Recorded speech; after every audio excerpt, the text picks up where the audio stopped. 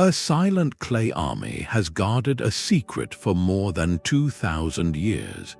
This is the story of the Terracotta Army and the haunting legend of Mercury Rivers flowing deep underground.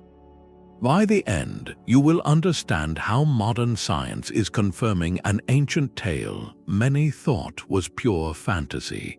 We will investigate why this tomb remains sealed and what its toxic mysteries reveal about an emperor's quest for eternal power. What does it mean when our oldest stories start to turn out true? That moment in a quiet field changed everything. A farmer's shovel, seeking water for the crops, instead met the hollow sound of fired clay. As the earth was cleared away, a face emerged, staring upward through 2 millennia of soil. It was the first soldier, waiting patiently for a command that would never come. The local authorities were called, and soon archaeologists arrived, their careful brushes revealing not just one figure, but row upon row of them, an entire army frozen in time. The sheer scale of the find was beyond comprehension. This was not a simple burial of figurines. It was a meticulous recreation of an imperial guard. Archers, charioteers, and cavalry, each positioned according to strict military doctrine from the Qin Dynasty. Every single one of the thousands discovered so far possesses distinct facial features, hairstyles, and armor, suggesting they were modeled on real members of the emperor's actual army. The level of detail is breathtaking, from the tread on a soldier's shoe to the intricate braiding on a horse's bridle. It was a project of unimaginable ambition, consuming the labor of hundreds of thousands of artisans for nearly 4 decades. But to understand why it exists, we must look past the clay and into the mind of the emperor it was built to serve. Qin Shi Huang was a ruler obsessed with 2 interconnected ideas, unification and immortality. He had conquered warring states to forge a single Chinese empire, standardizing everything from currency to the width of cart axles. He believed his power should not and would not end with his physical life. The Terracotta Army was not merely a grand tribute. It was a functional garrison commissioned to protect him in the spiritual realm, to ensure his authority continued uninterrupted into eternity. This staggering display of earthly power was at its heart an act of profound vulnerability, born from a very human fear of what lies beyond. So if this army was just the outer perimeter, what unimaginable treasures and dangers did it stand guard over at the heart of the tomb itself? The man behind this eternal garrison was a figure of staggering ambition and contradiction. Qin Shi Huang, the first emperor to unify China, was a ruler who shaped history with one hand and sought to defy it with the other. On one side, he was a visionary administrator. He connected the warring states into a single empire, standardizing the written script so people from different regions could understand each other. He unified weights and measures, built vast networks of roads, and began the earliest version of the Great Wall. These were acts of monumental creation, designed to forge a lasting legacy. Yet his methods could be brutally absolute. To consolidate his ideology, he ordered the burning of philosophical texts that challenged his rule and enacted severe punishments for dissent. Historical accounts speak of harsh consequences for scholars who opposed him, a dark counterpoint to his unifying vision. This duality, the builder and the enforcer, stemmed from a single driving force, a profound and consuming fear of death. His quest for immortality was not a quiet hope, it was a national project. He sent fleets with hundreds of young men and women to distant, mythical islands in the Eastern Sea, searching for a legendary elixir of life. He consulted alchemists and consumed potions himself, some of which likely contained mercury, ironically poisoning the very body he sought to preserve.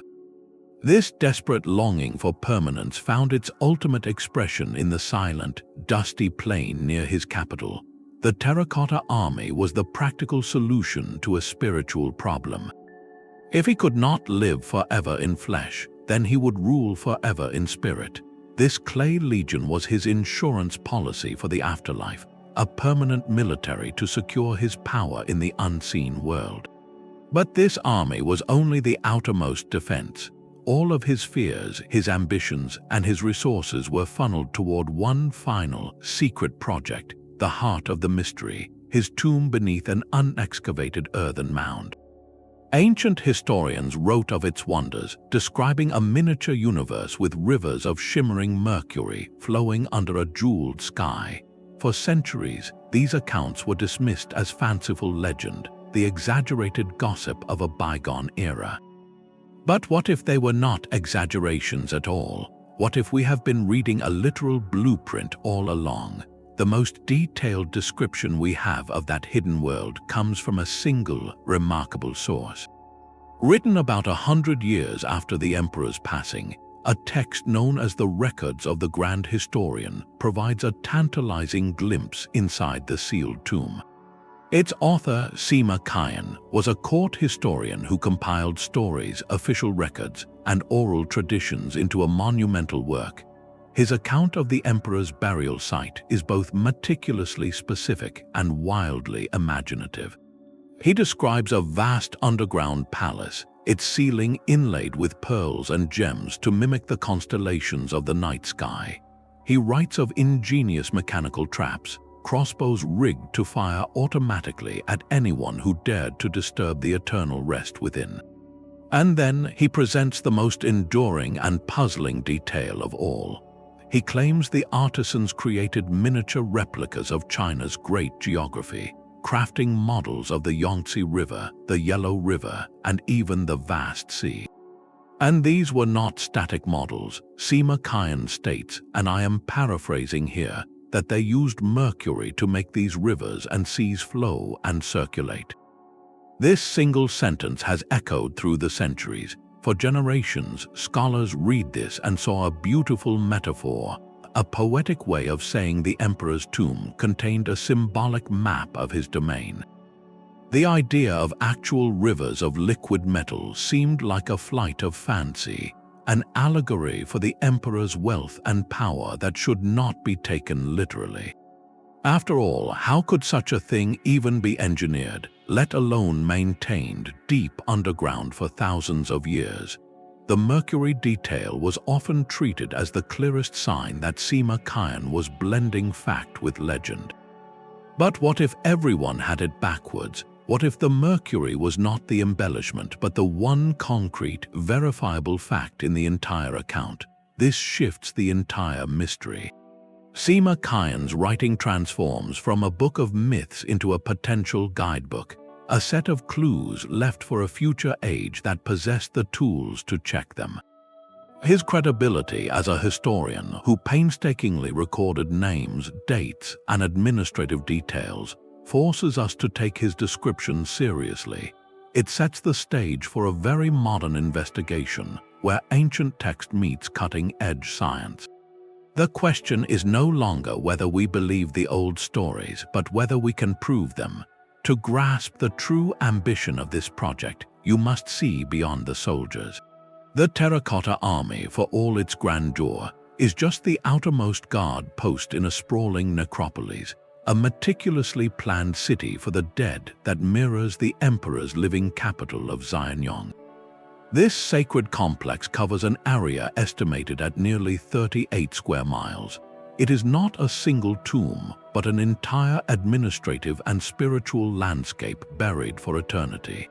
The placement of each element was deliberate, governed by both practical defense and ancient cosmology. The army itself is stationed in pits to the east of the central burial mound. In the worldview of the time, the eastern direction was associated with the former rival states that Qin Shi Huang had conquered. By positioning his clay legions there, he was creating a permanent spiritual bulwark, an eternal deterrent against any threat from that quarter in the afterlife. But an emperor cannot rule by military might alone. Excavations have revealed other pits containing astonishing artifacts, bronze chariots fit for a procession, figures of elegant acrobats and strongmen for entertainment, and even terracotta officials and scribes. This was a complete imperial court, frozen in clay, ready to administer his eternal domain. The message is profound and clear. Death was not an end, but a transition to a different form of governance. The emperor believed he would need everything he had in life: his army, his transportation, his entertainers, and his bureaucracy, to continue his rule forever. This entire microcosm, however, orbits a single, silent point, the immense earthen mound that marks the heart of the complex.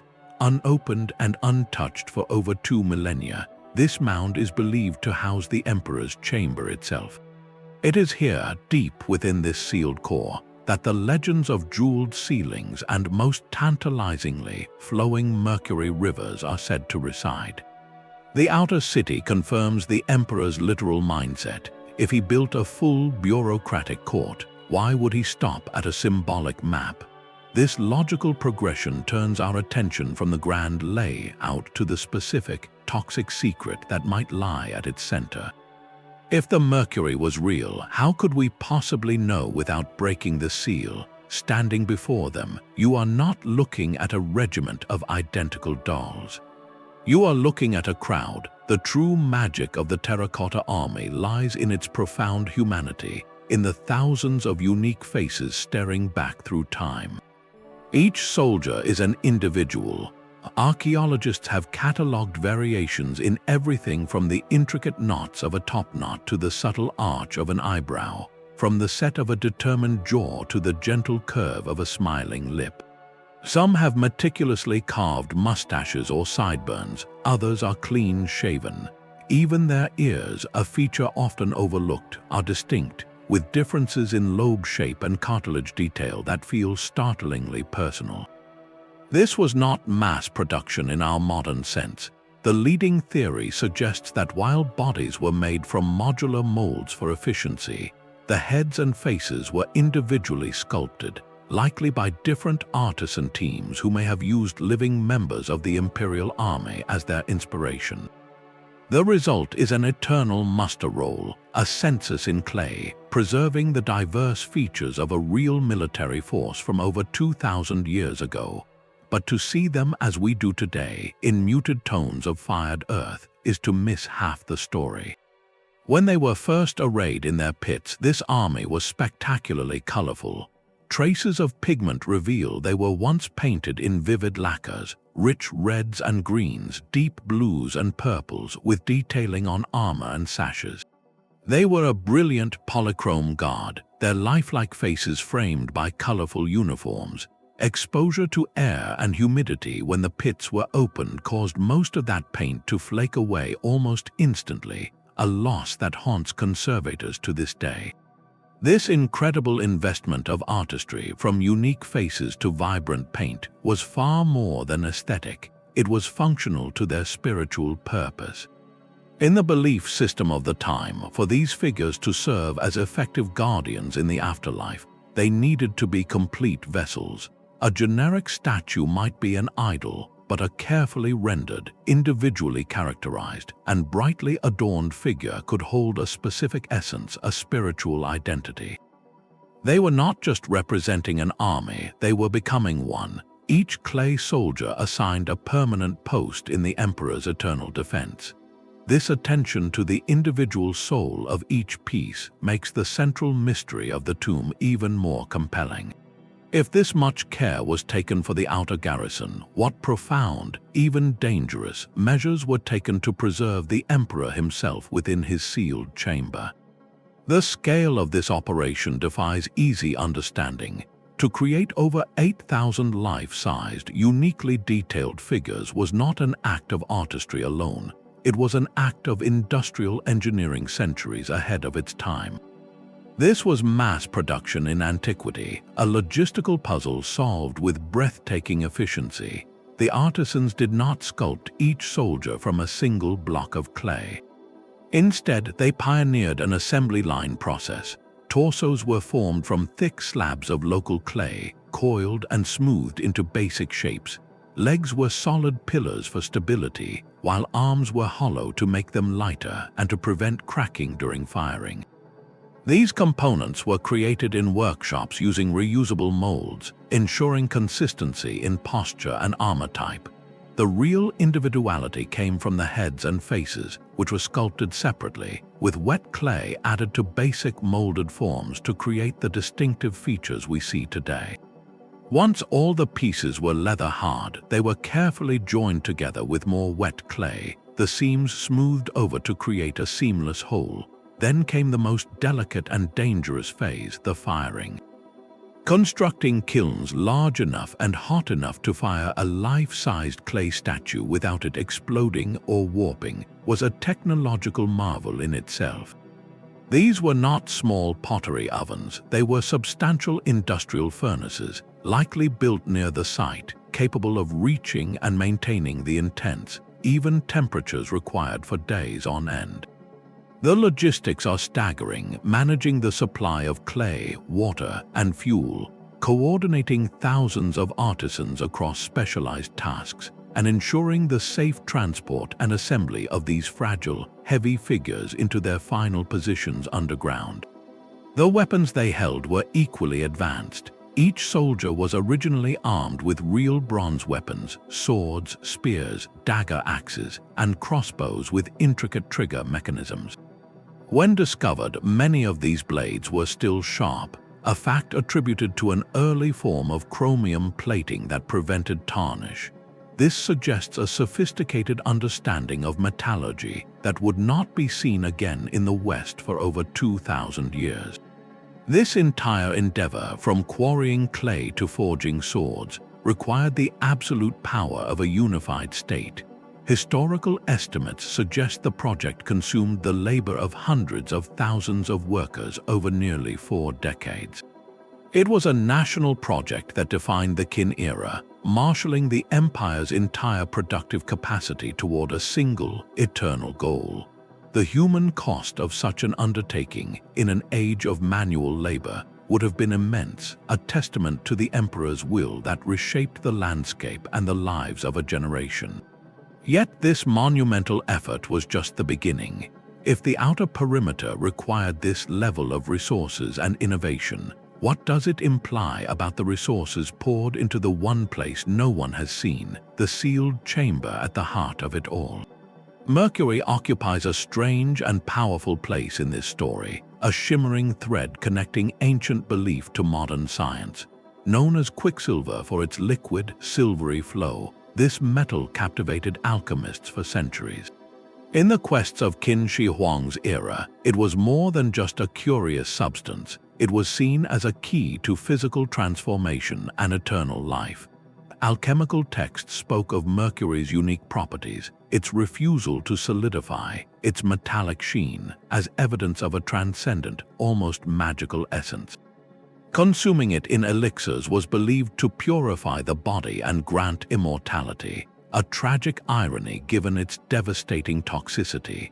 So when the historian Sima Qian wrote of Mercury Rivers flowing through the emperor's tomb, he was not describing a random decorative choice. He was reporting on what would have been the ultimate alchemical statement, a literal embodiment of the emperor's power over life, death, and the cosmos itself. The idea shifts from a poetic metaphor to a bizarrely practical possibility. For an emperor who drank mercury potions and funded vast alchemical research, commissioning a miniature geography powered by the very symbol of immortality would be a perfectly logical, if staggeringly ambitious, final command. This raises a profound technical question. Could they have done it? Ancient Chinese engineers were masters of hydraulics, creating complex irrigation systems and even early water clocks. The concept of using mechanical pumps, perhaps powered by water flow or cleverly designed siphons, to circulate a dense liquid like mercury through sealed bronze channels is not outside the realm of their known capabilities. The greater challenge would have been containment and safety, managing the toxic fumes in an enclosed space, a problem that may have had fatal consequences for the artisans involved.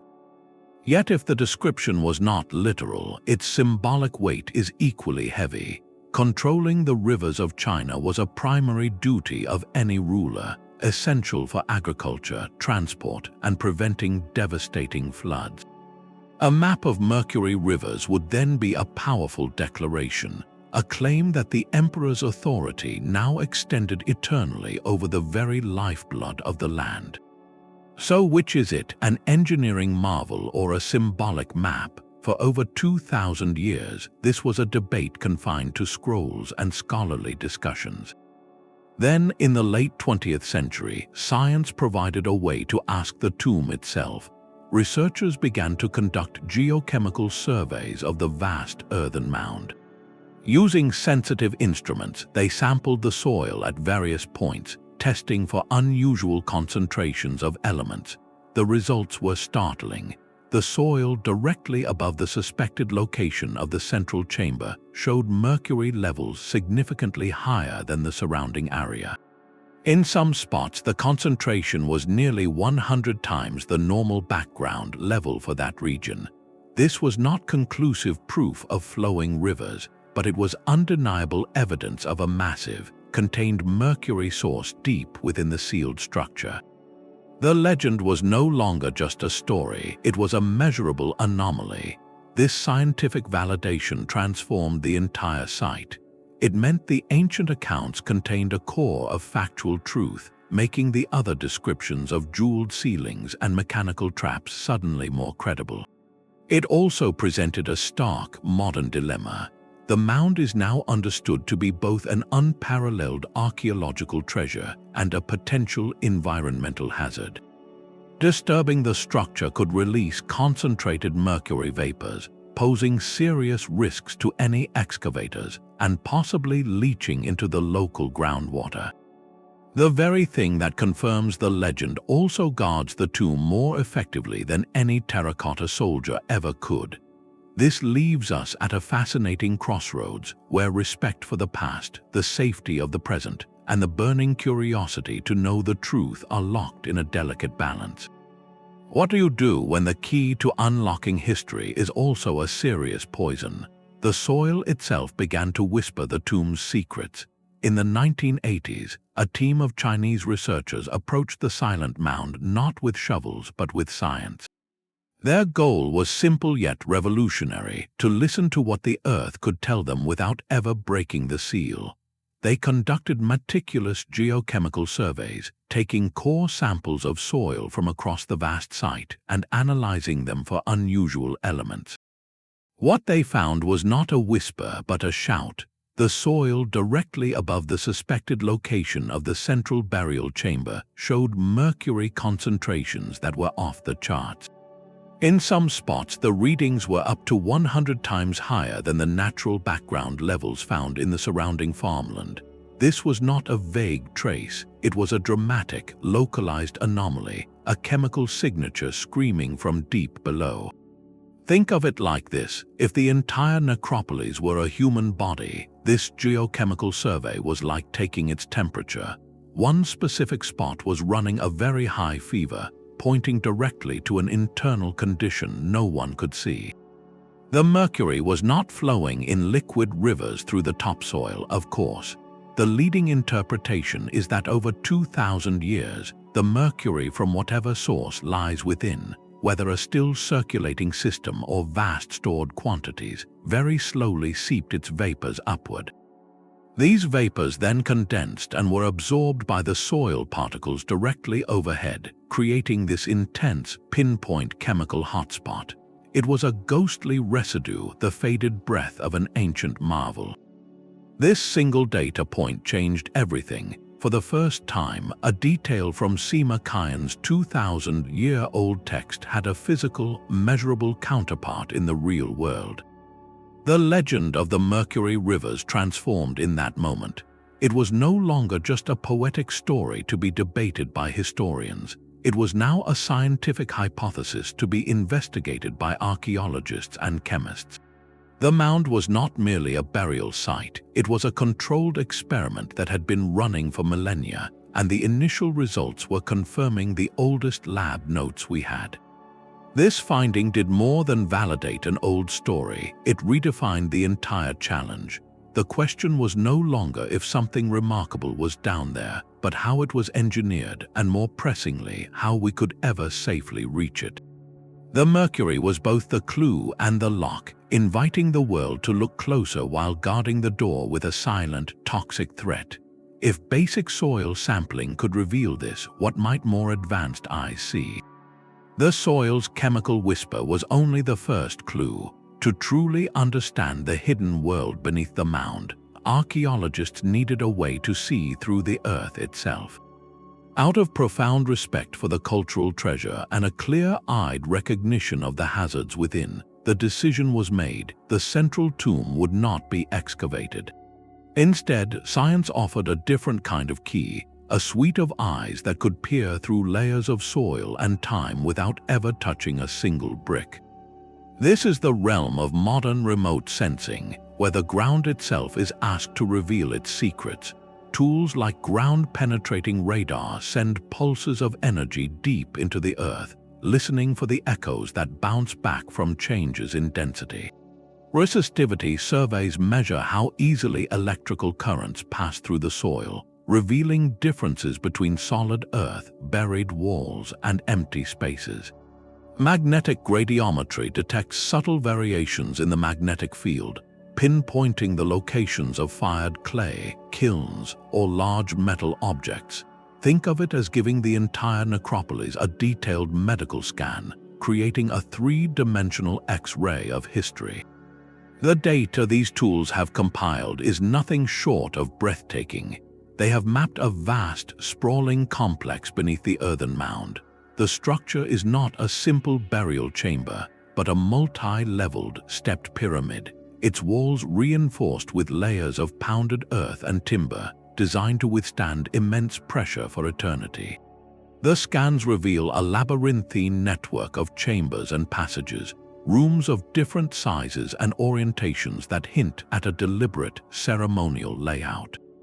Most compellingly, the sensors have identified large, metal-rich anomalies deep within the core, and distinct void spaces that correspond perfectly with descriptions of grand halls and inner palaces. Each pass of the radar, each electrical survey, adds another pixel to the picture. Researchers are now assembling a digital twin of the tomb, a virtual reconstruction that allows them to walk through its corridors, measure its chambers, and hypothesize about its contents, all from the safety of a computer screen.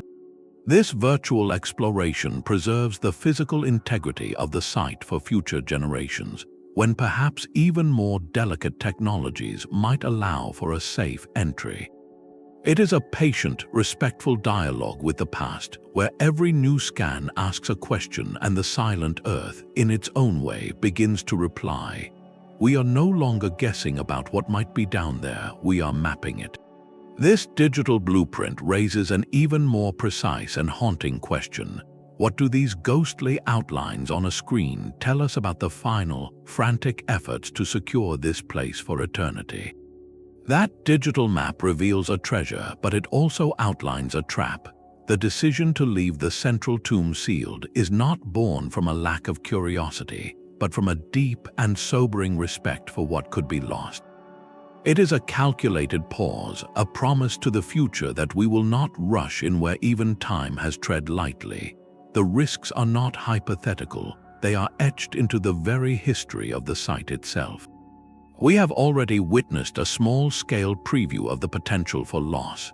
When the first terracotta warriors were exposed to the air in the 1970s, their vibrant painted lacquers, preserved for millennia in the stable, humid darkness, began to curl and flake away within minutes. The sudden change in environment was catastrophic for those ancient colors. This event serves as a permanent, sobering lesson. If that happened to fired clay on the periphery, what fate awaits the far more delicate materials almost certainly waiting in the central chamber?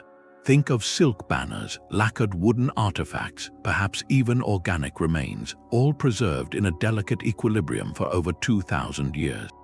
A breach of the seal could cause them to disintegrate before our eyes, turning priceless historical evidence into dust. beyond preservation, there are direct and immediate dangers. Ancient texts warn of mechanical traps, crossbows set to fire automatically. While their functionality after 2 millennia is questionable, the structural integrity of the tomb itself is a serious engineering concern. The mound is a colossal earthen weight pressing down on aging timber supports. An unplanned collapse during excavation could destroy everything within. And then there is the mercury. The soil samples are not just a clue, they are a warning label.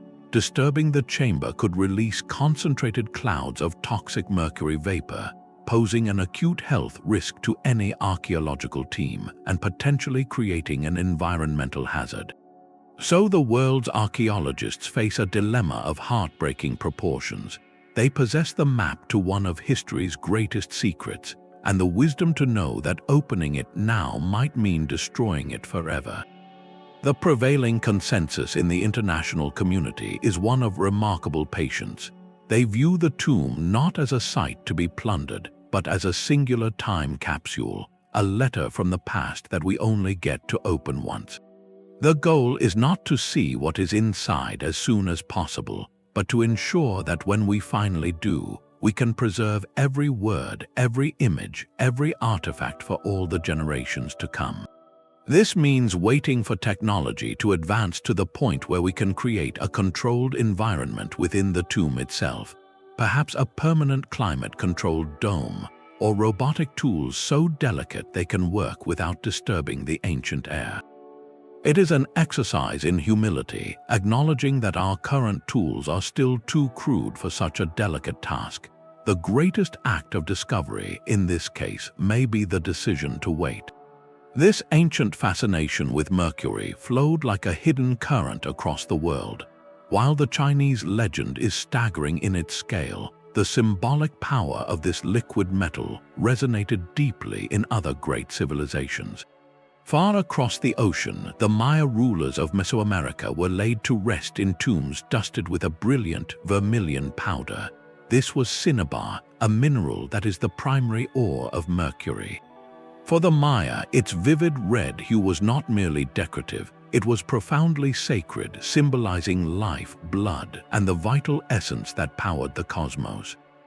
To cover a royal resting place in cinnabar was a ritual act, an attempt to infuse the transition to the afterlife with the very color of vitality and royal authority.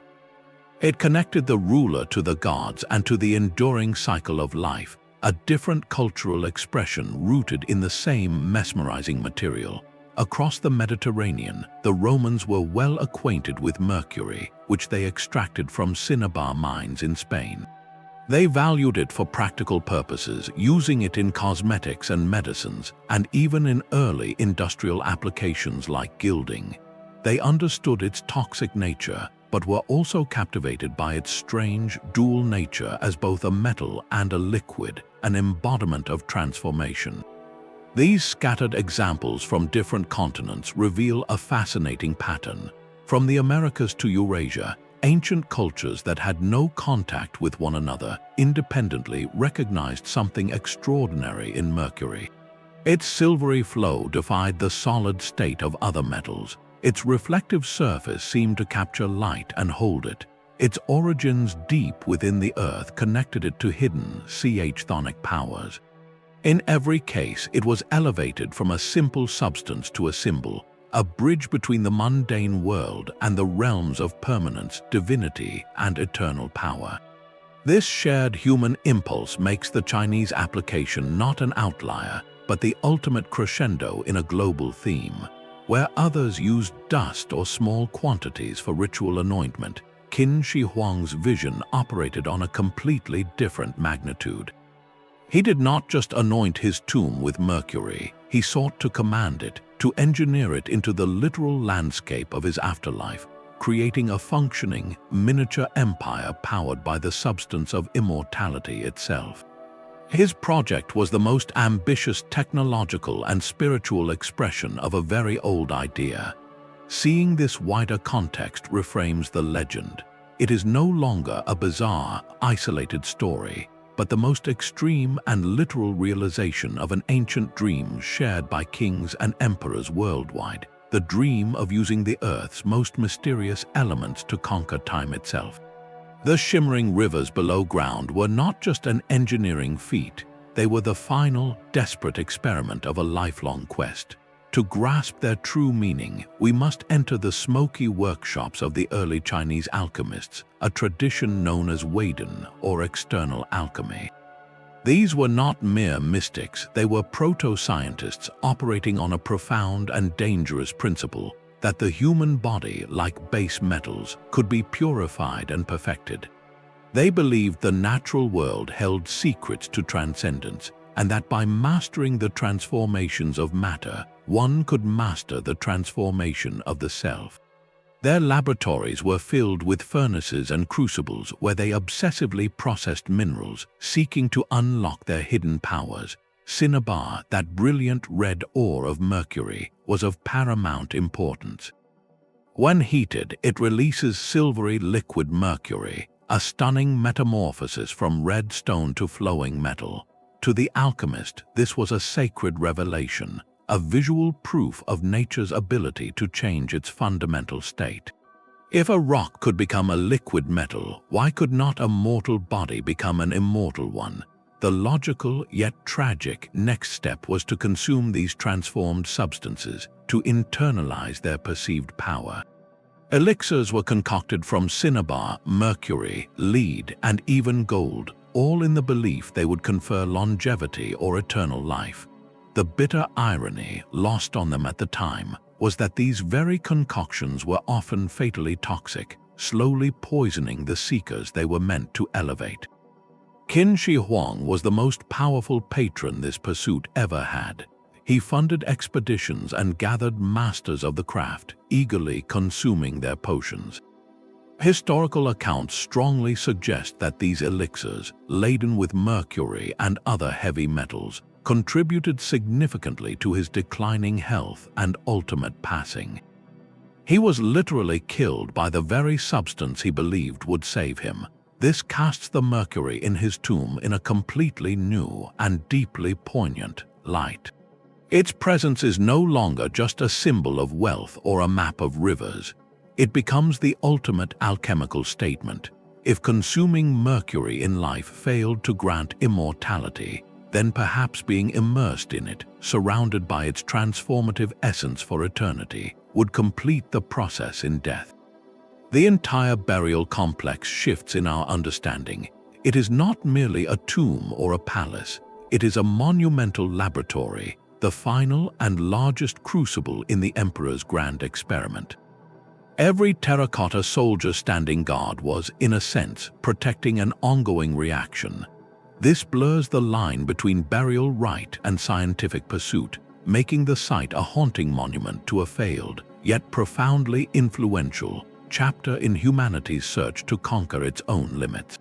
The quest itself may have been misguided, but the drive behind it, the meticulous observation, the bold experimentation, helped lay groundwork for later advances in chemistry, medicine, and metallurgy.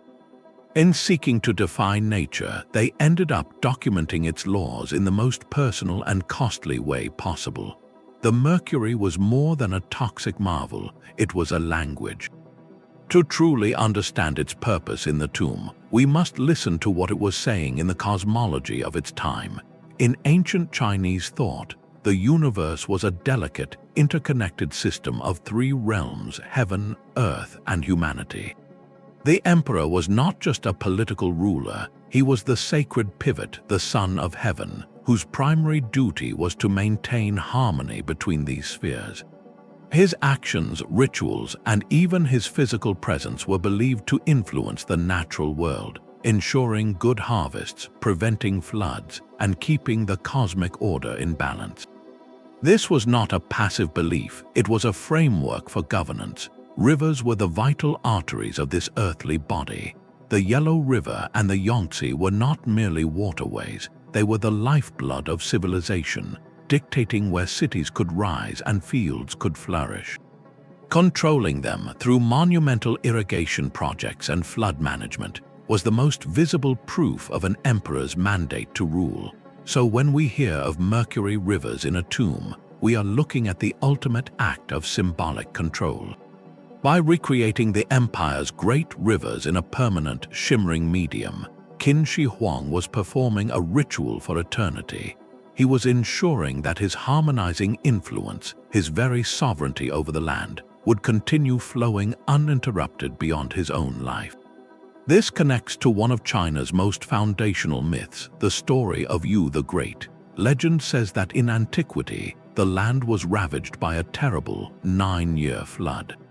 Yu embarked on a monumental journey not by damming the waters but by dredging new channels to guide them to the sea. He labored for 13 years, mapping the land as he went, and ultimately divided the realm into 9 provinces, bringing order from chaos. For this, he was rewarded by becoming a sage king.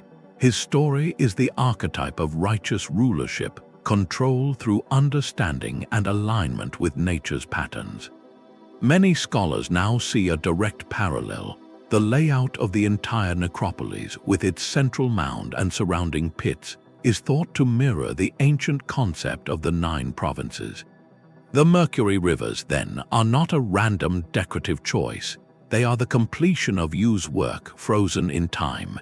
If Yu mapped and tamed the rivers for a kingdom, Qin Shi Huang was permanently installing them in a magical, immortal form for his eternal empire. This transforms the tomb from a burial chamber into a cosmic engine. The Mercury becomes the symbolic medium for a profound spiritual and political statement. It asserts that the emperor's control over the essence of the land, its vitality and its order, is absolute and everlasting. He was not just taking his wealth with him, he was taking the operating system of the universe itself, ensuring his reign would resonate through the spiritual fabric of reality forever. This symbolic reading does not cancel out the literal evidence of Mercury in the soil. Instead, it gives that evidence profound meaning. The science confirms the material, and the cosmology explains its purpose. One reveals the how, the other reveals the why. Together, they show us a ruler who sought to engineer not just his immortality, but the perpetual harmony of the world he left behind. The soldiers we know may just be the first chapter. For decades, our attention has been fixed on the 3 main pits containing the famous Terracotta Army, but these are only the most visible features in a landscape of secrets.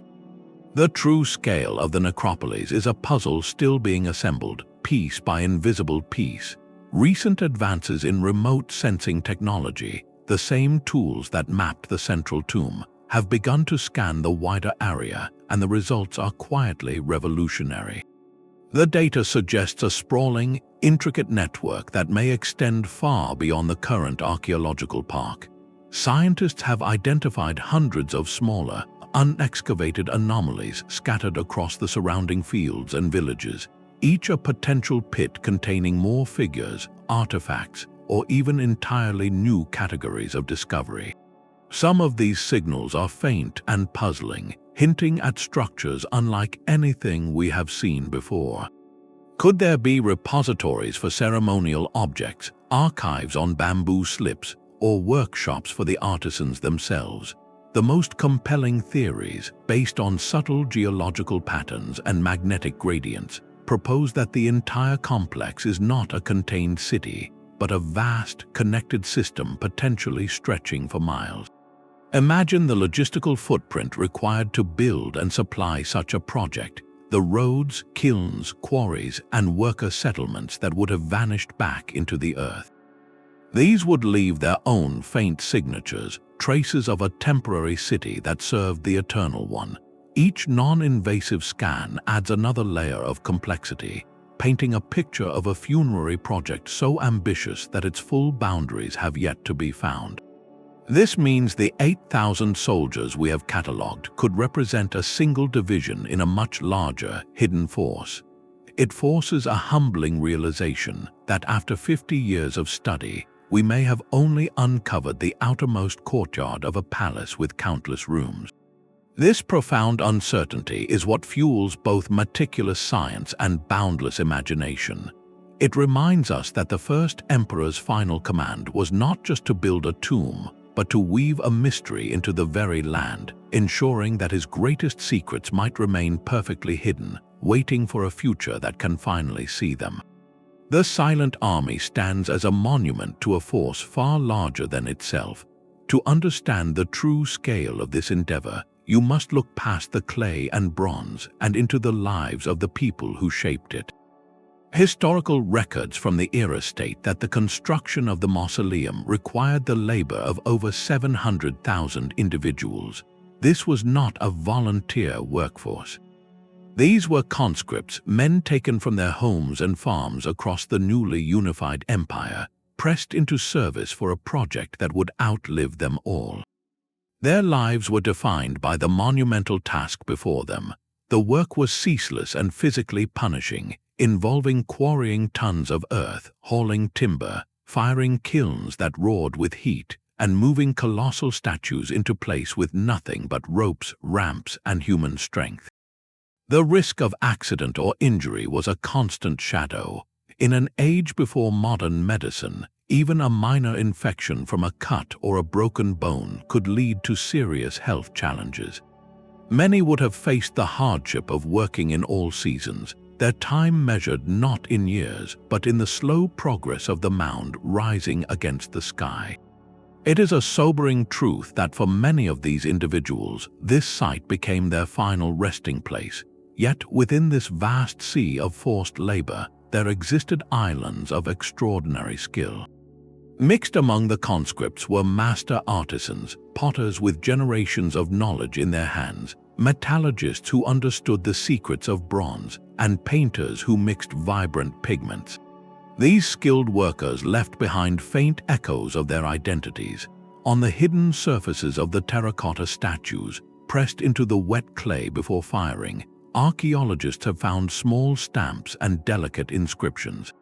These are workshop marks, sometimes just a single character, a name or a place. They are not grand signatures but practical notations, a way for the central administration to track productivity and quality control, to know which team was responsible for which batch of arms or torsos. To historians today, these tiny impressions are like whispers. They allow researchers to trace the organization of this ancient factory, to see how different workshops specialized in different components, and to understand that this was not chaotic toil, but a meticulously managed, state-run industry. The entire project becomes a perfect, if haunting, reflection of the Qin state itself, a system of breathtaking efficiency and absolute central control, built upon the collective effort of individuals whose names we will never know. Their personal stories are lost to the soil, but their legacy is the army that has silently guarded their memory for over 2,000 years. This human dimension adds a profound layer of meaning to the site. It transforms it from a static display of imperial power into a living artifact of shared endeavor, a testament to what an entire civilization can build and what it can ask of its people in the process. These echoes of human effort lead us to a discovery of pure artistry. In 1980, archaeologists working in a pit just west of the central mound uncovered not more soldiers, but a sight that took their breath away. There, perfectly preserved under the earth, were 2 bronze chariots, each hitched to a team of 4 powerful horses.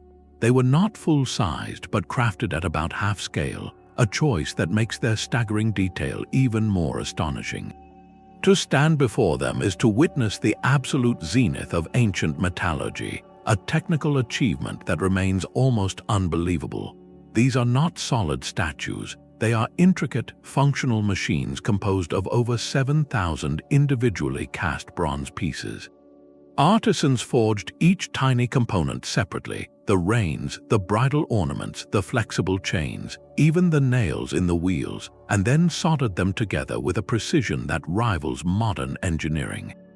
The windows of the enclosed carriage are fitted with bronze grating so delicately woven, it resembles a fine silk mesh, designed to let in air while maintaining privacy and security. One chariot is open, a high-status command vehicle for a general or guard.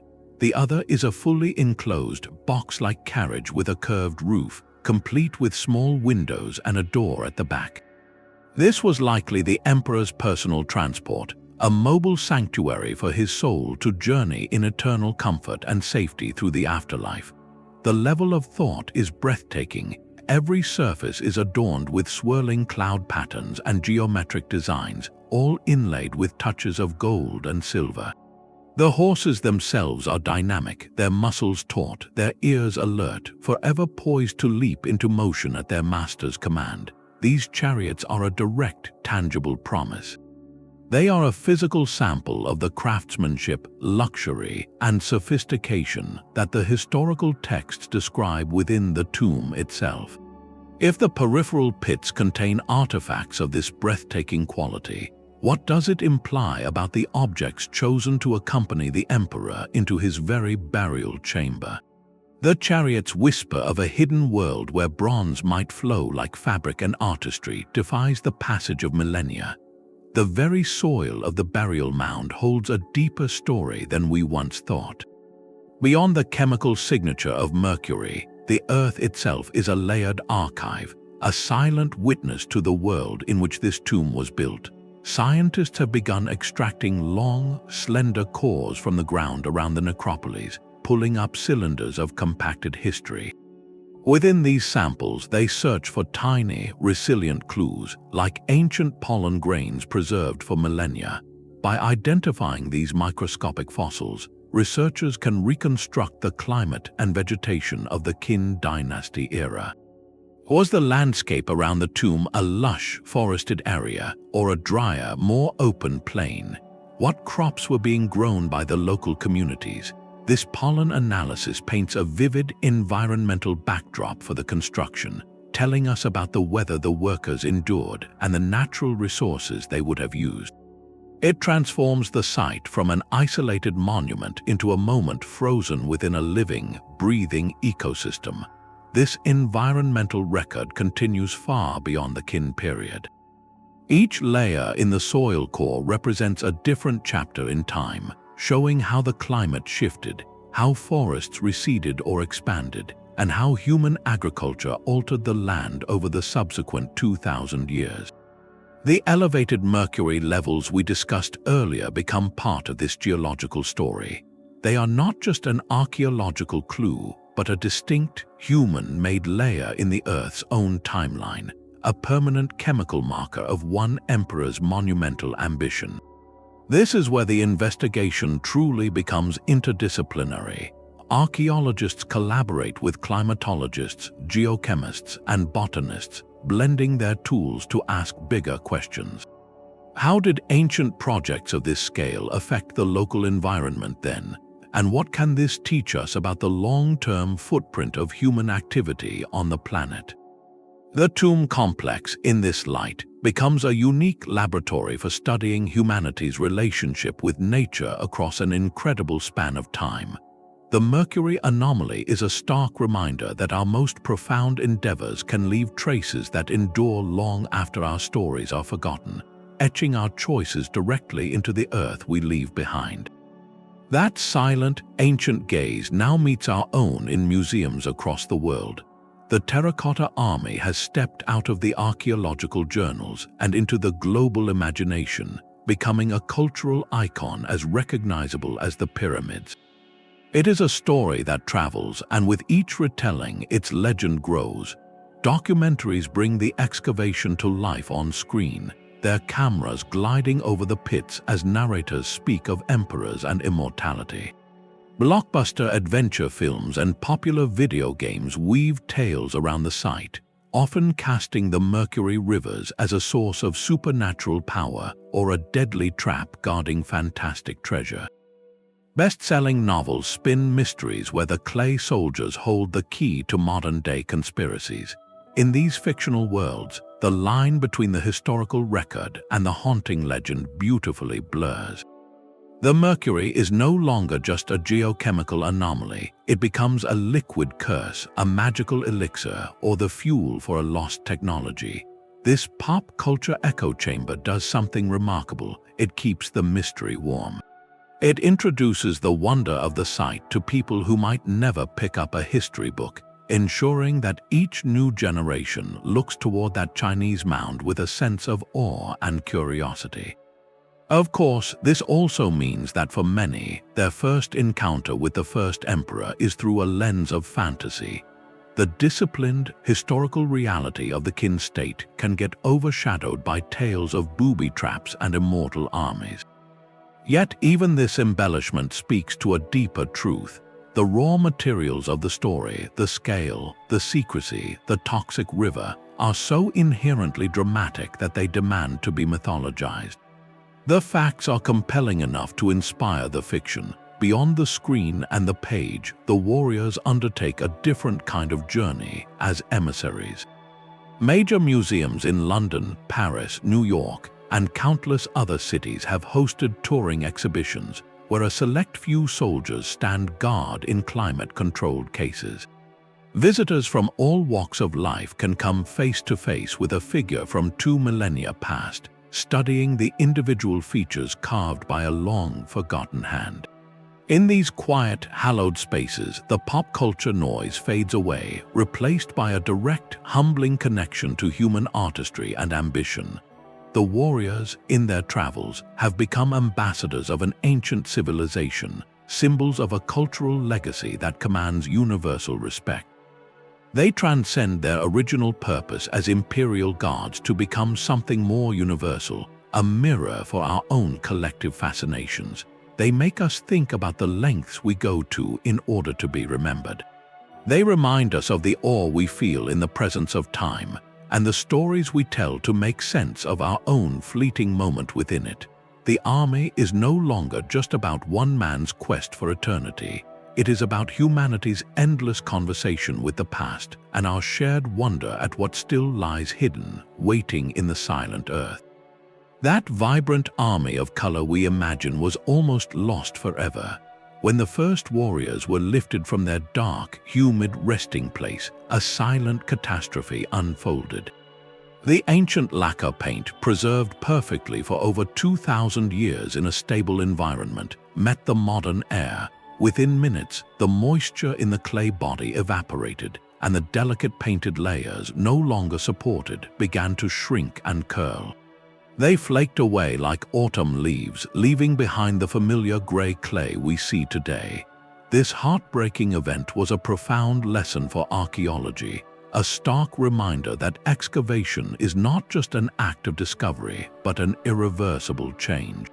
It forced conservators into a race against physics, demanding new ways to protect these fragile surfaces the instant they are exposed to our world. The challenge was immense. How do you save something that starts disappearing the moment you find it? The answer has been decades of relentless, quiet science in laboratories right beside the pits.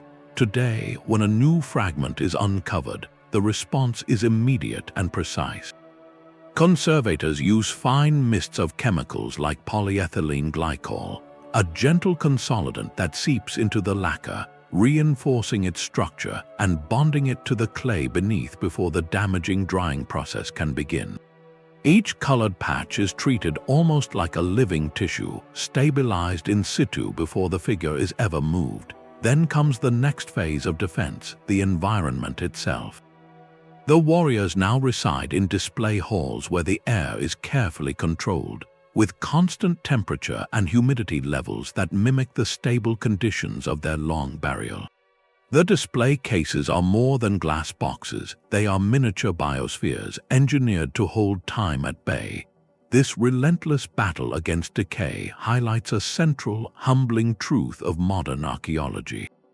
Every act of uncovering the past carries a permanent responsibility for its future.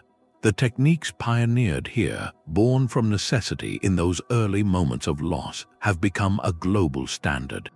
Scientists from the tomb site now advise on projects from ancient Roman frescoes to Mayan murals, sharing hard-won knowledge on how to save the world's painted heritage. This ongoing work transforms the site from a static museum into a living laboratory for preservation. where each newly stabilized pigment is a victory in the quiet, essential war to keep history from fading before our eyes. These digital blueprints from remote sensing have given rise to a new form of art, a collaboration between data and dream, using the ghostly outlines from radar scans as a skeleton and the vivid descriptions from Sima Qian's ancient text as a guide. Digital artists and modelers have built entire worlds inside our computer screens. They construct vast, echoing halls with ceilings that glitter with inlaid pearls and gemstones, meticulously arranged to mirror the constellations as they would have appeared on the night the first emperor took his final breath. They populate these spaces with miniature bronze palaces and silent courtyards, and flowing through the center of it all in these visualizations are the rivers. They are rendered as sinuous, shimmering channels of liquid silver, tracing the familiar curves of the Yellow River and the Yangtze across a bronze landscape, an eternal map powered by a mysterious mechanical heart. These reconstructions are, by their very nature, speculative. We cannot know the exact hue of the jewels or the precise sound the mercury made as it flowed through its channels. Yet their value is immense. They perform a crucial act of translation.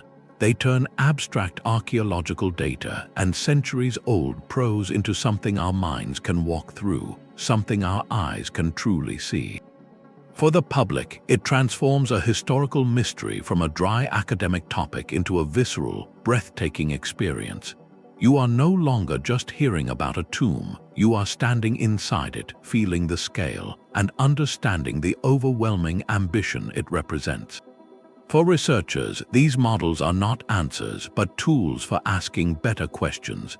By visualizing one possible interpretation of the data, they can test theories about room function, traffic flow, or structural engineering. Could that large void space actually support a ceiling that high? Would the mercury channels need to be sloped here or pumped there? The model becomes a sandbox for experimentation, a place where science and informed imagination hold a necessary dialogue. This creative process underscores a fundamental truth about sites like this one. Archaeology is not just about uncovering facts, it is about interpreting a silent story. When the central character, the tomb itself, remains forever closed, our understanding becomes a beautiful mosaic. Each piece is a fragment, a soil sample, a radar echo, a line from an old text. The digital reconstruction is the act of placing those fragments together into a coherent, compelling picture, while honestly leaving gaps where the pieces are still missing. These glowing, speculative palaces are perhaps the most honest tribute we can offer. They admit we do not know everything, but they use every tool at our disposal, from particle accelerators analyzing soil to the human capacity for wonder, to respectfully imagine what might be. They are the closest we may ever come to an invitation into the first emperor's final, silent court. The ancient historian's single sentence about crossbows has echoed through the ages, igniting our collective imagination. Sima Qian's brief mention of mechanical traps, set to fire automatically at intruders, has blossomed into a full mythology of deadly booby traps guarding the first emperor's secrets.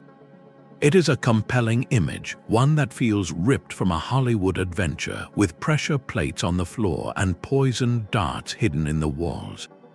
The truth, as far as we can see from the excavated outer pits, is far less cinematic. No such intricate mechanisms have been discovered among the terracotta ranks. The soldiers themselves are the guard, their silent presence the primary deterrent. Yet, the central mound remains a profound unknown. Its sealed interior could, in theory, hold any manner of ancient security measures designed by engineers whose ingenuity we have already witnessed in the Bronze Chariots. While the functionality of 2,000-year-old wooden triggers and sinew bowstrings is highly questionable, the idea persists because it speaks to a deeper narrative we find irresistible: the cursed tomb. This concept, a staple of global folklore, attaches itself naturally to a place like this. the known toxicity of the Mercury, the historical accounts of harsh fates for those who crossed the emperor, and the sheer scale of the endeavor that consumed so many lives, all weave together into a story of spiritual danger. It is a narrative that transforms the archaeological site from a dig into a confrontation, a violation of a sacred space meant to be eternal. These legends, however historically dubious, are not meaningless.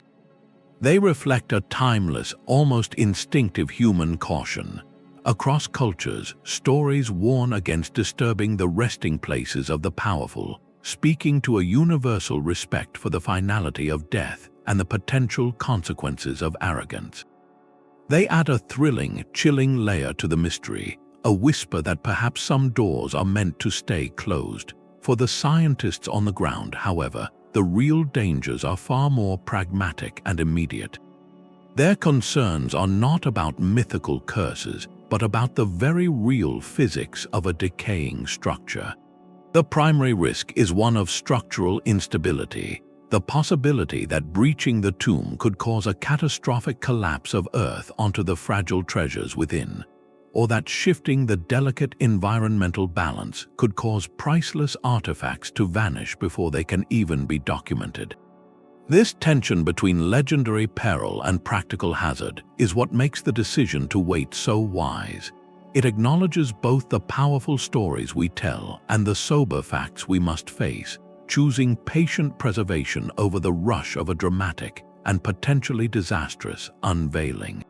The secrets of the tomb are not held by one nation alone, but unlocked through a quiet symphony of global cooperation. For decades, this has been an international endeavor, with scientists from Japan, Germany, the United States, and many other nations working alongside Chinese institutions in a shared pursuit of understanding. This partnership moves far beyond observation. It is a deep, technical collaboration that has fundamentally shaped how we study and preserve the site. German teams, for instance, have brought their renowned expertise in preservation chemistry to the ongoing battle to save the warriors' fragile pigments, developing the gentle consolidants that keep ancient lacquer from flaking into dust. Meanwhile, researchers from American universities have contributed significantly to the remote sensing campaigns, refining the ground-penetrating radar and resistivity techniques that allow us to map the hidden chambers without a single shovel breaking the earth. Japanese scientists have collaborated on meticulous material analysis, studying the composition of the clay and bronze to trace the sources of the raw materials and the secrets of ancient craftsmanship. This pooling of global intelligence does more than just share tools. It fosters a profound sense of shared cultural stewardship. It transforms the Necropolis from a national treasure into a chapter of humanity's collective story, one that benefits from every possible perspective and the very latest technology our species can muster. The questions posed by the silent army and its toxic heart are universal questions about power, legacy, and our desire to transcend time. It is only fitting that the search for answers is a conversation that spans the entire world, a reminder that some mysteries are too important to solve alone. These global partnerships are built upon a shared set of principles, a quiet ethical code that guides every decision made at the site. The choice to leave the central tomb sealed is not merely a technical one, it is a profound moral stance. This place forces us to confront the very soul of archaeology itself, asking when our curiosity must yield to our respect. Do we have a duty to uncover every secret to satisfy our hunger for knowledge, or do we have a greater duty to preserve the integrity of a site, to honor the original intent of its creators, even if that means some doors remain forever closed? These questions echo far beyond this single mound, but the clarity of the dilemma here makes it a flagship case for the entire field. The potential presence of a final resting place, possibly containing the individual at the heart of this story, adds a deeply sensitive layer. How we treat the departed across all cultures speaks to our fundamental humanity. Modern archaeology approaches such possibilities with immense caution, prioritizing reverence and cultural consultation over intrusion.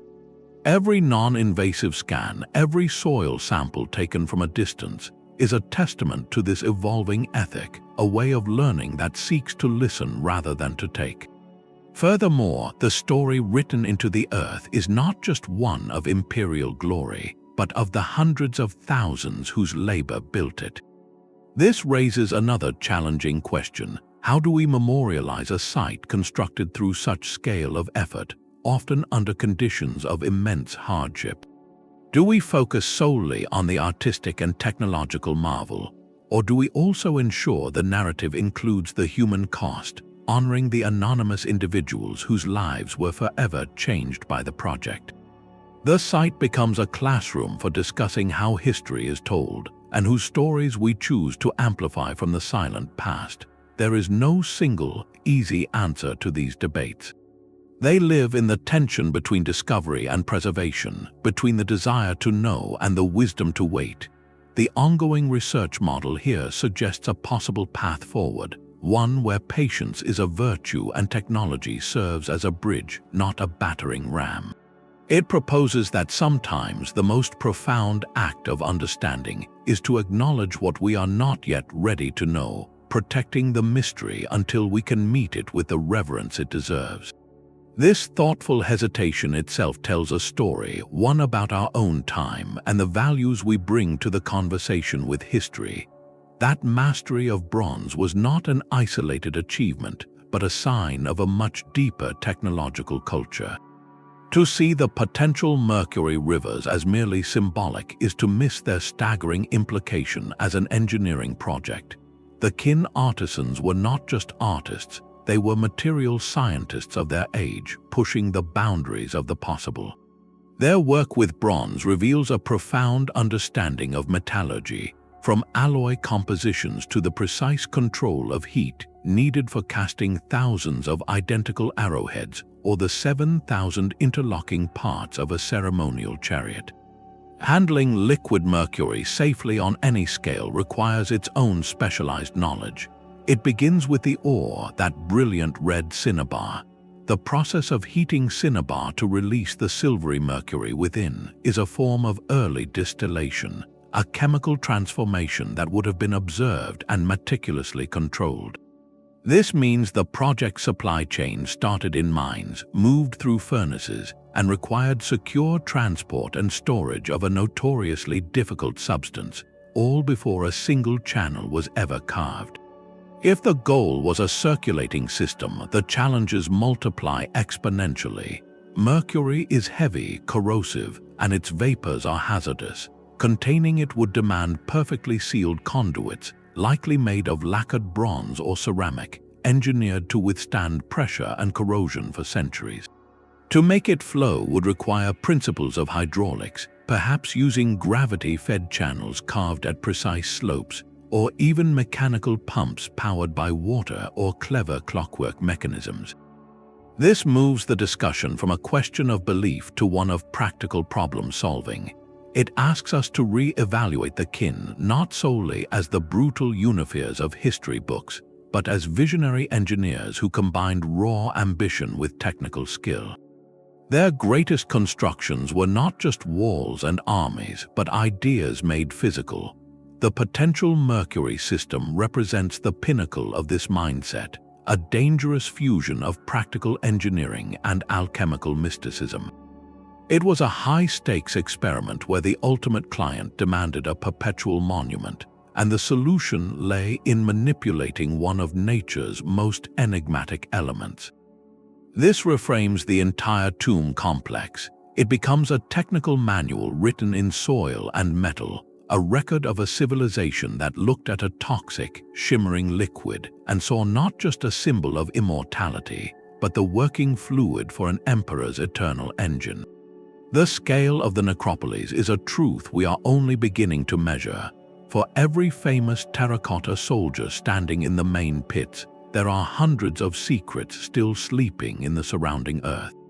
Archaeologists have mapped over 600 other pits and tombs across the complex, a silent city of chambers, each holding a different piece of the emperor's eternal plan.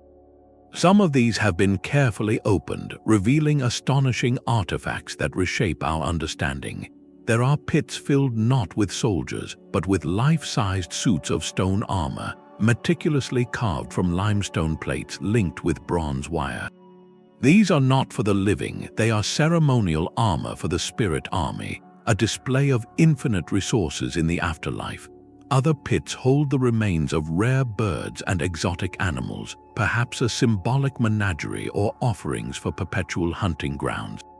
Then there are the clay figures of entertainers, strongmen frozen mid-acrobatics, and officials seated with an air of calm authority, completing the imperial court that would serve the emperor forever. Each of these finds is a deliberate clue. The stone armor tells us about the value placed on spiritual protection. The animals speak to a belief in an afterlife rich with natural wonders. The court officials reveal a meticulous bureaucracy meant to govern for eternity. Every open pit adds a new sentence to the story we are slowly translating. Yet the vast majority of these 600 sites remain untouched, their contents known only as faint shadows on geological scans. This deliberate choice is one of the most fascinating aspects of the entire project. It is a strategic patience, a conscious decision by modern archaeologists to leave the questions in the ground. They understand that each excavation is an irreversible change. The technology that saves painted lacquer today will be primitive compared to the tools available in 50 or 100 years. By waiting, they preserve the possibility of future discoveries in their most pristine state, allowing the next generation of scientists to ask questions we have not even thought to pose yet. What could be waiting in those sealed chambers? The possibilities ignite the imagination. Could there be a pit serving as a vast archive containing thousands of bamboo slips inscribed with lost histories, legal codes, or alchemical recipes? Might there be more elaborate mechanical wonders, perhaps even early prototypes of the devices that could have powered those legendary Mercury Rivers? There is also the poignant human dimension. Historical records mention the emperor's consorts and high-ranking officials. It is plausible that some of these unopened tombs belong to family members or key figures from his court, their own resting places designed to mirror their status in his eternal administration. The decision to leave them in peace is a profound statement of confidence. It says that for now, the secrets are safest exactly where they have been for 2 millennia, guarded by time itself, waiting for the day we are truly ready to understand them without causing them to fade away. A ruler's deepest fears are often etched into his grandest monuments. Qin Shi Huang's paranoia was not a private flaw, it was the engine of an empire. He unified a fractured land through sheer force of will, but he could never unify the hearts of those he had conquered. This reality shaped his every waking moment. He survived several attempts on his life, plots that emerged from the shadows of his own court and from the remnants of the states he had destroyed. In response, he became a ghost in his own palace. He slept in different rooms each night, his movements shrouded in secrecy. He built a vast network of imperial highways, not just for commerce, but for the rapid deployment of his armies to crush any hint of rebellion. He connected and strengthened the frontier walls that would one day become the Great Wall, a permanent barrier against external threats. His world was one of constant calculation, of viewing every person and every province as a potential threat to be managed. This mindset did not soften as he aged, it hardened, and it was meticulously programmed into his final project. The entire Necropolis is a masterclass in defensive spiritual architecture. The Terracotta Army is not merely standing at attention, it is deployed in a specific tactical formation. Its primary battalions face east, the direction of the former rival states of Han, Zhao, Wei, and Chu. In death as in life, his first and eternal line of defense was positioned against those he feared most. The army was his permanent garrison against spectral invaders. But what about a threat that could bypass clay soldiers? This is where the legend of the Mercury Rivers takes on a darker, more practical hue. Beyond their symbolic meaning as a map of his domain, they could have served a terrifyingly literal purpose as a toxic moat. Mercury vapors are a silent, invisible killer.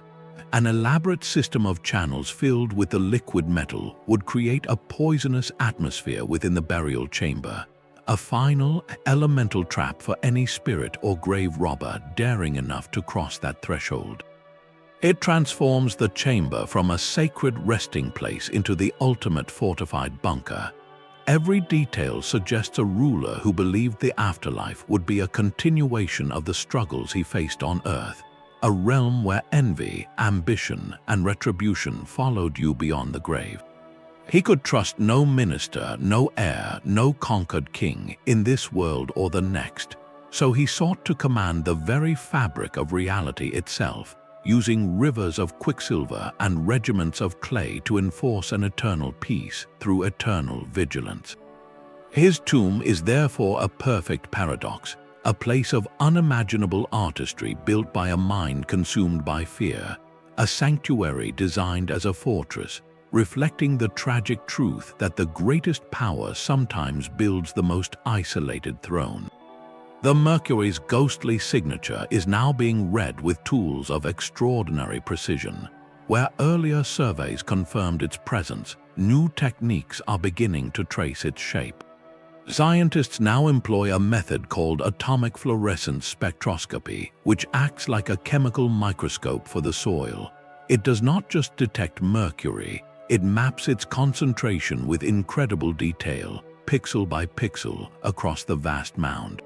The resulting data reveals something startling. The elevated mercury is not a uniform blanket. It forms distinct plumes like faint smoke rising from a chimney buried deep underground. These chemical trails point unmistakably to a concentrated source, a single origin point far below the surface where the mercury resides or once flowed.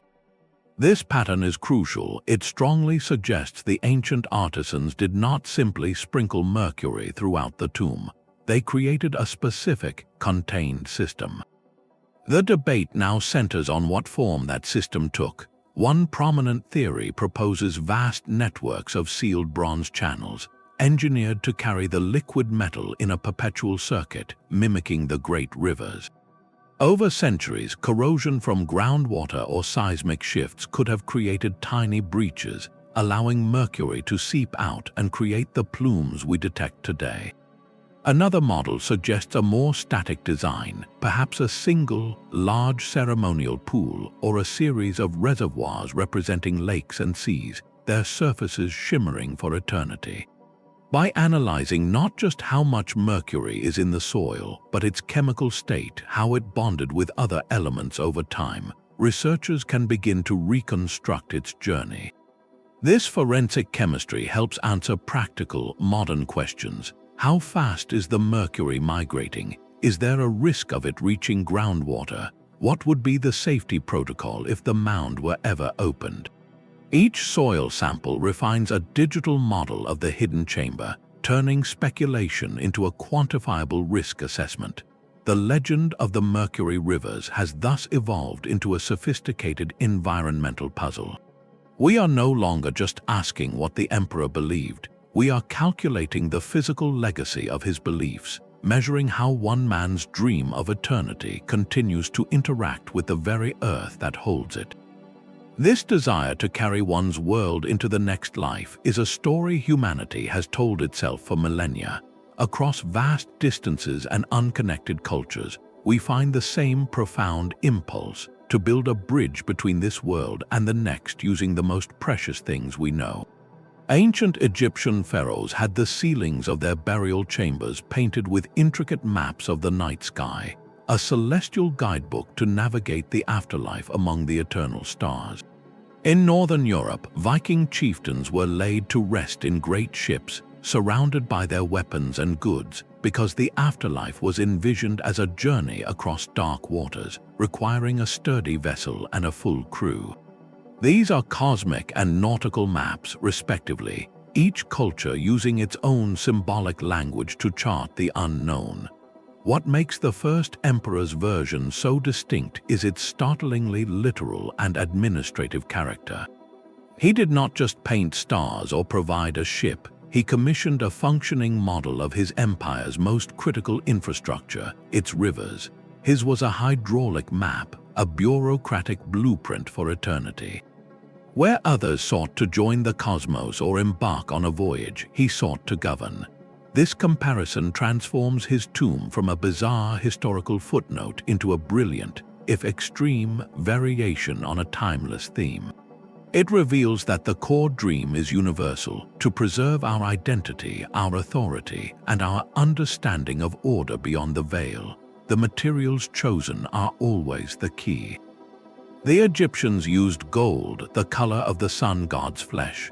The Norse used iron and oak, symbols of strength and seafaring. For Qin Shi Huang, the ultimate material was mercury, the shimmering substance of transformation and unyielding control. His choice reflects the priorities of his civilization, one that mastered water management to feed millions and saw centralized administration as the highest form of power. So, while the star ceiling and the funeral ship speak to spiritual journeys, the Mercury Rivers speak to eternal paperwork, to a belief that even the afterlife required a competent, well-supplied bureaucracy to keep the waters flowing and the realm in harmony. Seeing his tomb in this global context does not diminish its uniqueness, it clarifies its brilliance.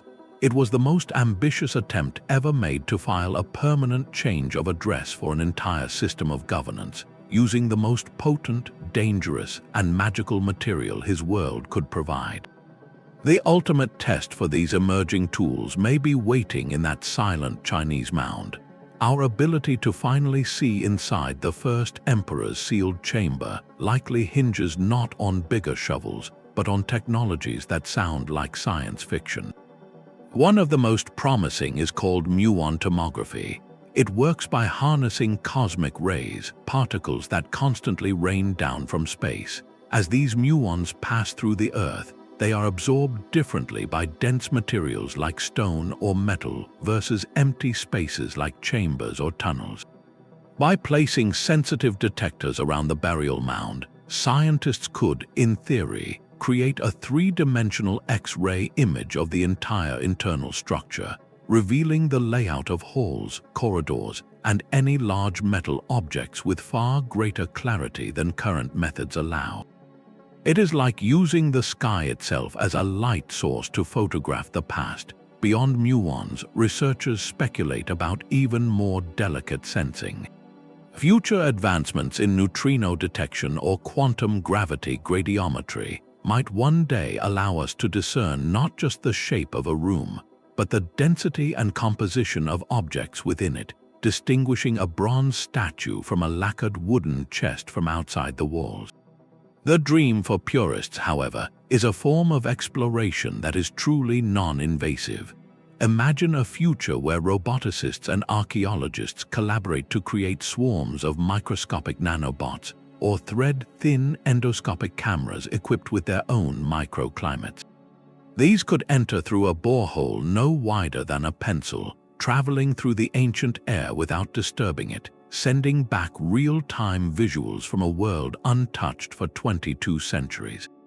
The tomb of Qin Shi Huang has become a North Star for this entire field of scientific inquiry. It represents the perfect challenge, an intact site of immense importance where the cost of failure is the permanent loss of irreplaceable knowledge. This drives innovation forward. Physicists developing new particle detectors and engineers designing microscopic robots know their work could one day provide the key to the greatest archaeological lock ever made. The pursuit is no longer just about one emperor's secrets. It is about pioneering a new ethic of exploration, where our curiosity is matched by our capability to preserve, ensuring that the final act of discovery is also an act of profound respect. The grand project was completed just as the empire it was meant to secure began to fracture. Qin Shi Huang's death in 210 BCE left a power vacuum his successors could not fill. The very system of absolute control and relentless demands that built the necropolis also sowed the seeds of its dynasty's ruin. The harsh legalist policies, the immense conscription of labor, and the heavy taxes bred deep resentment across the newly unified states. Within a few short years, widespread rebellions erupted. The Qin dynasty, which had dreamed of lasting 10,000 generations, collapsed in a whirlwind of chaos, its legacy buried under the weight of its own ambition. The clay army, still standing guard, was soon forgotten, its pit slowly filling with silt as history marched on without it. This dramatic fall became the foundational lesson for the dynasty that followed. The Han rulers, who emerged victorious from the civil wars, looked upon the Qin's fate with sober eyes. They understood that such concentrated, extravagant displays of personal power could destabilize an empire. While they maintained the imperial framework and its necessary grandeur, they consciously scaled back the practice of building monumental personal tombs on the Qin's staggering scale. Han emperors were still buried with great wealth and ceremony, but their mausoleums reflected a different philosophy, often emphasizing continuity with the natural landscape and a more moderated use of resources. The shift was both practical and political, a move toward stability over spectacle. This historical pivot is essential for understanding the Terracotta Army's true place in history. It is not a typical artifact of Chinese imperial tradition, but a relic from its most extreme and volatile moment. The necropolis represents a peak of autocratic power, a concentration of human and material resources so complete it may never have been matched. It is a wonder born from a system that ultimately consumed itself. Later dynasties looked back at the Qin as a cautionary tale, a vivid lesson in the immense costs and potential consequences of absolute power left unchecked. The silent army, then, stands at a crossroads in time. It is a monument to breathtaking vision and technological mastery, yet also a stark memorial to the human price of one man's quest for eternity. It is a warning and a wonder, preserved in clay by the very sands of change that swept its creators from power. The world may never walk those hidden corridors in person, but we are learning to walk them in light. For the vast majority of us, a physical journey into the sealed heart of the tomb is an impossibility, a boundary set by both preservation and safety. Yet, the very same digital tools that map the secrets are now building bridges for our curiosity. Pioneering museums and research institutions are crafting immersive virtual reality experiences where you can don a headset and find yourself standing in the center of a grand, silent hall. This is not a fantasy, it is a data-driven reconstruction. Every column placement, every suggested slope of a wall is informed by the ground-penetrating radar surveys and the precise measurements from the digital twins scientists have built. You might look up and see a ceiling glittering with 1,000 points of light, a speculative rendering of that jeweled night sky from the ancient texts. The experience is designed to be both awe-inspiring and deeply educational, translating abstract scan data into a space you can feel. Alongside these full-scale journeys, online archives now offer something equally intimate, the chance to hold history in your hands virtually. High-resolution, three-dimensional models of individual terracotta warriors are available to anyone with an internet connection. You can rotate a digital soldier, zoom in to study the carving of his ear or the pattern on his armor, examining details that would be impossible to see from behind a museum rope. This digital democratization changes everything. A student in Buenos Aires, a history enthusiast in Nairobi, or a retired teacher in Oslo can all engage with this cultural treasure on a profound, interactive level. These initiatives elegantly resolve the core tension between public fascination and physical preservation. They offer a thrill of discovery without a single grain of soil being disturbed, providing an experience that is endlessly repeatable, globally accessible, and fundamentally respectful. It allows the real tomb to rest in its silent vigil, while its story comes to life in classrooms and living rooms across the planet. This virtual frontier does not replace the profound power of standing before the actual warriors, but it expands the conversation in a vital new direction, inviting everyone to become an explorer in a world built from science and story. That sealed mound presents us with a timeless human dilemma. On one side of the scale, we can envision the potential rewards of a careful, scientifically perfect opening. It could offer an unparalleled snapshot of a pivotal moment in human history, a time capsule containing not just gold and jade, but the complete technological and artistic vocabulary of the Qin state. We might find the original plans for the Mercury system, texts on lost philosophies, or artifacts that redefine our understanding of ancient engineering.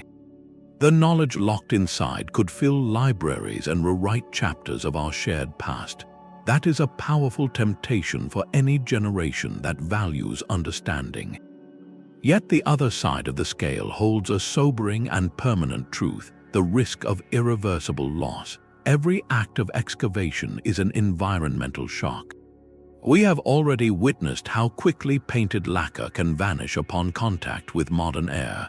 What unseen treasures, perhaps textiles, wooden tablets, or organic materials, would face a similar fate the moment the chamber's ancient atmosphere is breached? The structural integrity of the tomb itself, after millennia of bearing immense earthen weight, is an unknown. A single misstep could trigger a collapse, crushing irreplaceable artifacts into dust.